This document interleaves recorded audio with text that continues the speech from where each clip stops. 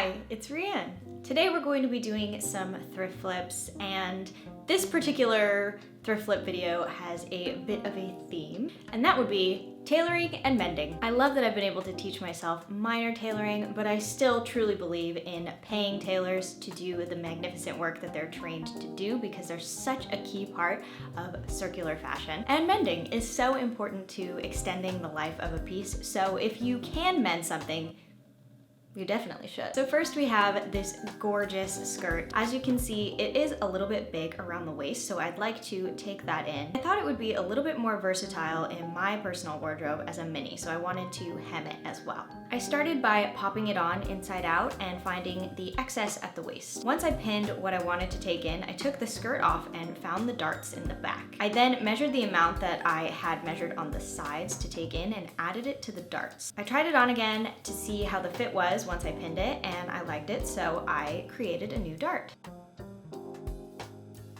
Now, once I tried it on after I had created the new dart, I noticed a bit of a gaping issue.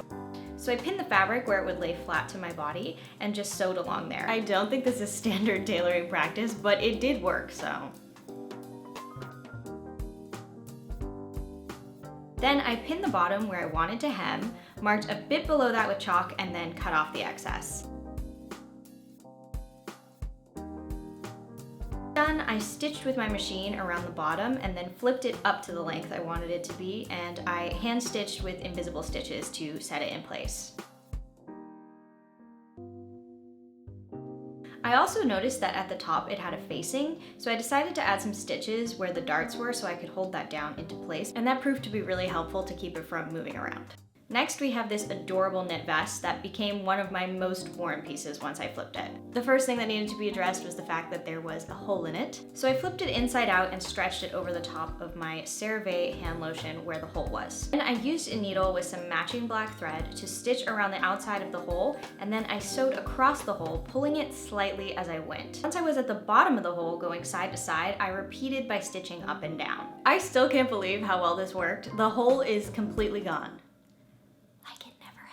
Then I decided to tackle the pilling, which are the small little lumps that appear on the sweater just from washing and wearing it. I just took a regular disposable razor and I started shaving the knit from the top, working my way to the bottom. You can see the difference. On the left, I have shaved it, and on the right, I have not.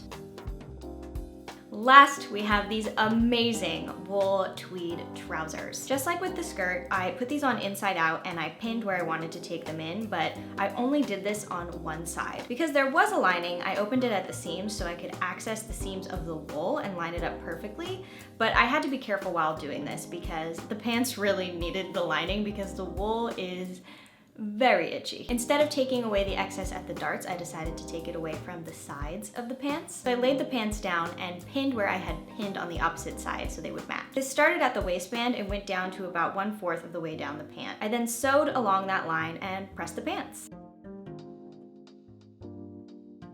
This is what the skirt looked like before, and this is what it looks like after. I really love how it came out and how it looks as a mini skirt, and this color is super versatile in my wardrobe.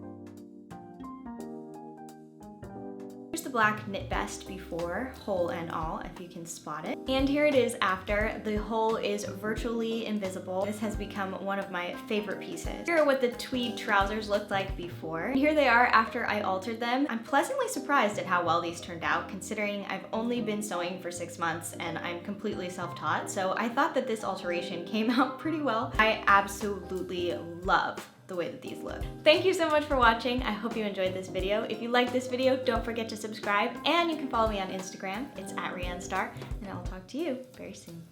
Bye!